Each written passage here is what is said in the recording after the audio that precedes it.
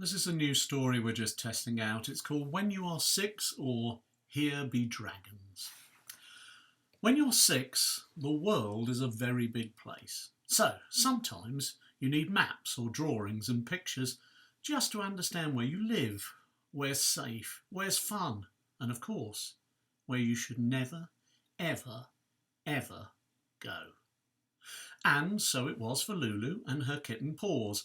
She could remember the first time her parents had laid out a big map on the table and pointed to their home, their street, where the shops were, where her school was, where the park was, and where her friend Zoe lived. Lulu had looked in wonder at the brightly coloured map and then noticed a fantastical, colourful drawing of what looked like a most magical beast to her. She pointed excitedly. "What is that?" "Oh, Lulu," said her mother with a gasp. "That's a fierce dragon. That place is very dangerous indeed. You must never go there." But Lulu was fascinated by the other weird creatures drawn around the dragon. "What are they and what are those?" Her father took her by the shoulders and looked straight into her face. "Those," he said, "are scary ogres and trolls, and that biggest one is a terrifying giant." Lulu gasped in amazement. All these wonderful creatures living so close to their home. "You must never, ever, ever go to that place," said her mother. "It's surrounded by scary noises, and sometimes you can see the shape of the giant and the sharp, pointy scales right down the dragon's back." And Lulu, "Sometimes you can hear the moans of the scary ogres and trolls," said her father, "so listen to me, please. You must never, ever, ever go there." The next day, Lulu was playing with her friend Zoe whilst Paws slept on a cushion in the sun. You know, the way that kittens do. They were just having a silly time throwing a ball about when Lulu threw it too hard and it went over the hedge. Zoe opened the gate and ran to get the ball before throwing it back so the game could continue. It was a little later, when they stopped for a drink, that they noticed the gate was still open and Paws was no longer on his cushion. "Oh no," cried Lulu, "he's got out, and I promised Mummy that I wouldn't let him. He's too little to be out on his own." Lulu and Zoe went outside the garden onto the path and looked everywhere. "It's no good," said Zoe. "He could be anywhere. We must get help." It was then Lulu heard the little tinkling sound from the bell that Paws wore on his collar. "Quick, this way," she shouted and began to dash after the sound. "I can't," said Zoe. "Daddy says I'm not to go too far from our house." But Lulu couldn't hear. She was too busy running down the lane after the little tinkling bell. In fact, she was so busy trying to find Paws, she didn't realise. She'd run past the shops, past the park, and was heading towards the very place she'd been told to never, ever, ever go.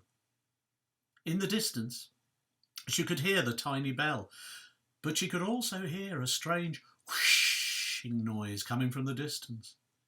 As she ran towards it, she realised she could see a giant shadow cast across the ground. It was then she realised where she was. At home, her mother and father went out into the garden to call her for dinner. When they saw the gate was open, they began to worry. But she was just here playing with Zoe. Where could she have gone? They began to look up and down the street, and it was then that they saw Zoe. "Paws escaped," said Zoe, and Lulu's gone to find him. She ran down there," and she pointed into the distance. Lulu's mother and father looked at each other. Surely she couldn't have gone to the place that she should never, ever, ever go. Quickly, they began to run. Lulu could hear Paws' bell as she carefully walked forward into the land that she should never, ever, ever go. And as she did, she saw the sharp, pointy scales that ran down the fierce green dragon's back, and she began to be frightened. Then she heard the sounds of the scary ogres and trolls moaning at her, and she became even more frightened. In fact, she could feel her eyes beginning to fill with tears. But she was too brave to cry. Now she knew why she shouldn't have ever come here. but she just had to save Paws.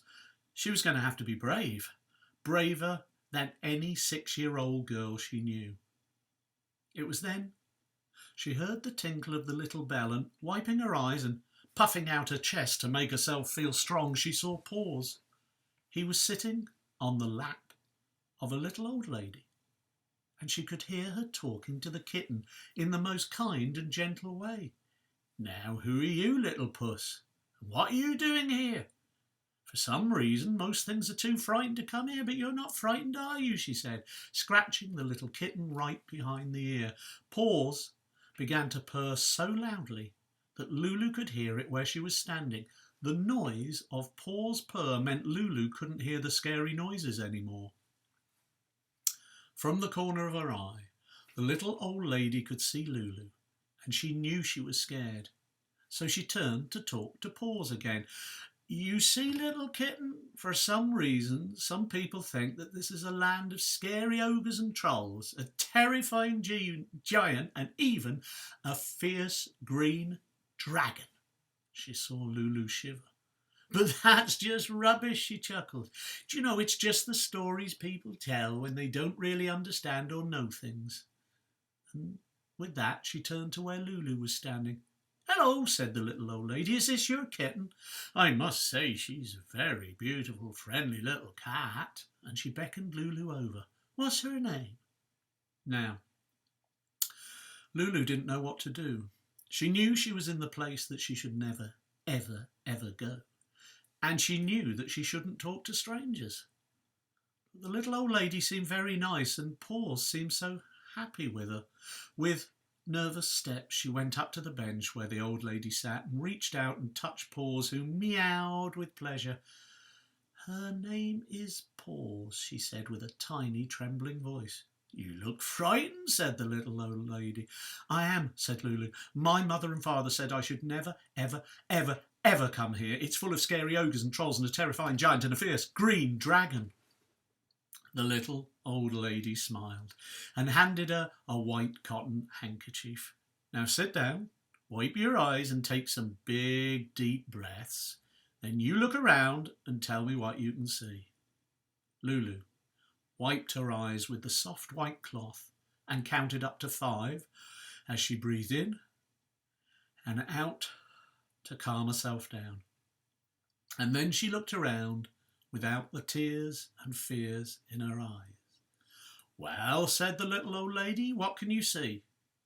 Lulu looked and said, "I can see a giant tower." "Good," said the little old lady. "And I can see a long green path with wooden posts all along it." "Very good," said the little old lady. And then Lulu heard a strange moaning sound.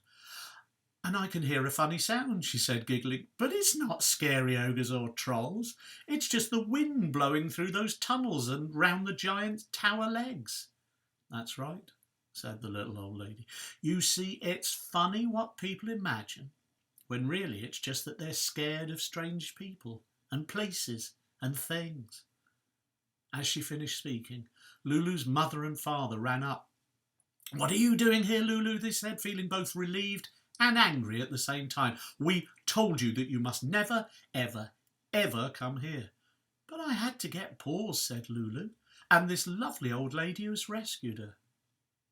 For the first time, Lulu's mother and father noticed the little old lady and Paws looking up at them from her lap.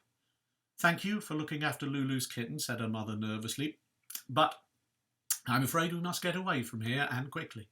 "But why, Mummy?" said Lulu with a smile on her face. "Take a look around." And her mother and father did just that. And they realised they could see through Lulu's eyes. There was no terrifying giant, no fierce green dragon, and no scary ogres or trolls. There was a tower, a long green path, and there were colourful paintings on the walls, beautiful animals, and there were trees and flowers. It wasn't scary at all. In fact, it was rather wonderful. And they realised they'd been frightened of there only because they'd never visited, and they'd allowed other people's fears to fill their hearts. Lulu's mother sat down next to the little old lady and spoke. I must say I feel rather stupid. I think I just believed what people said about this place without ever asking why. Thank you for helping to open our eyes, and for finding Paws, and for making Lulu feel safe. I must say, it's rather silly to think we thought a big tower was a terrifying giant and the green path was a fierce dragon. Not silly at all, said the little old lady. We often believe what people tell us without questioning, and particularly for some reason, if it's bad about someone or something. And I've no idea why. So now, when I hear people say horrid or nasty things, I always stop and think to myself now, why would they say that? And maybe I should check if it's true. As they sat, the little old lady told them about the wonderful fields that were near and the beautiful chalk river that ran through the area. She talked of artists and wonderful gardeners who'd lived there and visited and loved the area. She spoke of clay, dug from the ground and baked in flames to make homes for people. She even told them of a game that people played that had spread right around the world, and that an amazing musician had once played songs there that were now known by almost everyone. Lulu's mother and father looked at each other, and then at their little girl with her kitten, and realised how silly they'd been. They knew that when they went back home, they were going to tell their friends that they really should go and visit this rather special place.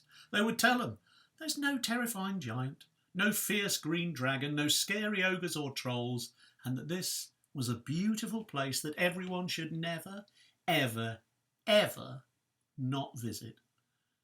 As the sun began to go down and the tower cast a giant shadow over the green path, Lulu's father bent down and lifted his tired little girl over his shoulders, while Mother put a sleeping kitten into her arms. And as they said their goodbyes, the little old lady promised that they would visit again soon and bring friends along too. Good. I shall look forward to showing you round properly then, said the little old lady. And just remember, when someone says something nasty about a place or a person, you just stop to think, now, why would they do that? And ask yourself, I wonder if it's true. Because if you don't, you might just miss out on something wonderful. I hope we can remember to stop and think, said Lulu's mother, turning to her husband. Of course we'll remember, said a very sleepy Lulu. All we have to do is think about who brought us here today and just pause for thought. Well, Father said, I suppose we all realise the truth in the end, even if it comes in a roundabout sort of a way. And they turned to go home. As they walked away, they didn't hear or see the little old lady begin to change her shape and appearance. It's all right, she said quietly, they've gone now. She paused as she watched a gentle giant emerge from the shadows, and the friendliest of ogres and trolls step out of the bushes and trees. Are you sure they've gone? Asked one of them. Oh yes, she said. You're quite safe. But I think they will come back. As she said those words, they all shivered with fright. Don't worry, she whispered in her most soothing voice. These people are different. I think they have love in their hearts. There is a chance. Suddenly, the land beneath their feet began to move as the friendly green dragon stretched herself out after lying so still for so long, and puffed out a noisy smoke from her nostrils. I hope so, she said. It would be so wonderful to be loved for who we are. They all turned to face what had been the little old lady, but who was now changed into her real self as, well, what do you think she was?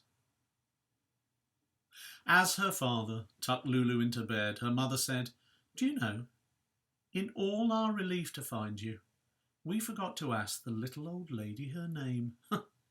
Did she tell you, Lulu? No, said the little 6-year-old. But somehow I think I know what it is. I think her name is Hope. And with that, she shut her eyes, and her dreams took her to a land of gentle giants, lovely green dragons, and friendly ogres and trolls.